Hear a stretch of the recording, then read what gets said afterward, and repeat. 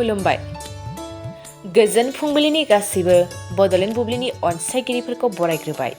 दिनै 12 मार्च रबिबारनि फान्जामुथिखौ फरायथिनो लादों खिलिखां ब्रह्मआ।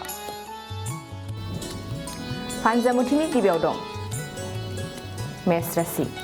सुखुनि सम, गोसोआ गोजोननाय मोनगोन, खामानि मावनायनि सुखुखौ मोनदांनो हागोन। बृष राशि। दिनैनि साना नोंथांनि थाखाय जोबोद मोजां सम, जायखिजाया खामानि मावनो थाखाय दिनैनि समा मोजां। मिथुन राशि।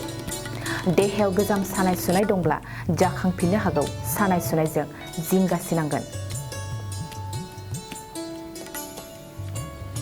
कर्कट राशि। सांग्रां जा, जायखिजाया खामानि मावनायनिफ्राय सांग्रां जा, सुथुरनि नोजोर गोग्लैनो हागौ। सिंह राशि। गोथार सान। दिनैनि साना नोंथांनि थाखाय गोथार सान, जायखिजाया खामानि मावनो साबसिन सान। कन्या राशि। दिनैनि साना नोंथांनि जिउआव दुखु लाबोगोन, दुखुआ जायखिजाया खामानियाव हेंथा लाबोनो हागौ। तुला राशि।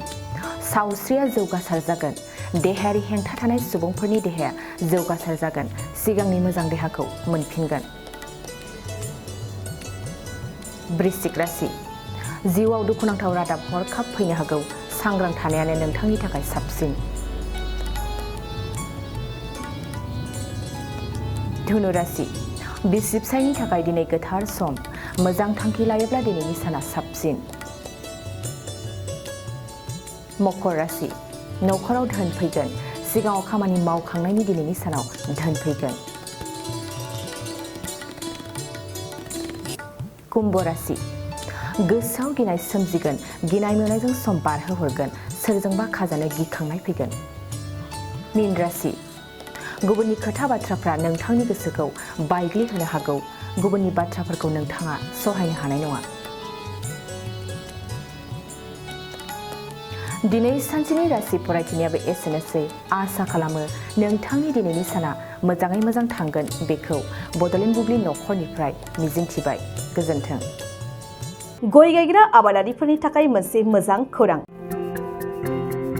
थाफा नार्सारियाव मोननो हागोन जाखांफु लाइमोनफोरजों बानायजानाय हाजो आरो हायेनावबो गायजानाय अर्गेनिक गय फुलि। थाफा नार्सारियाव अर्गेनिक आदबजों बानायजानाय मोजाङैनो खिलिखांनाय गासै 20,000सो गेरेमसा गय फुलिफोर दं। बारा नङा, फांसेयाव 60 रां होनानैनो नोंथांमोना गय फुलिखौ बायना लांनो हागोन। बुरजा लाङोब्ला खमायनायनि सुबिदाबो मोननो हागोन। थाफा नार्सारिनि गुबै थङा क'क्राझार सहरनि सानजा फारसे थानाय बावखुंग्रि हाजोजों नांजाबनाय हरिनागुरि गामि हाथाइनि साखाथियाव। बे अर्गेनिक गय फुलिफोरखौ लांफैनोब्ला नोंथाङा 8011837272 नङाब्ला 9707460226 जानबुं अनजिमायाव थोंजोङै जगाजग खालामहरनो हागोन।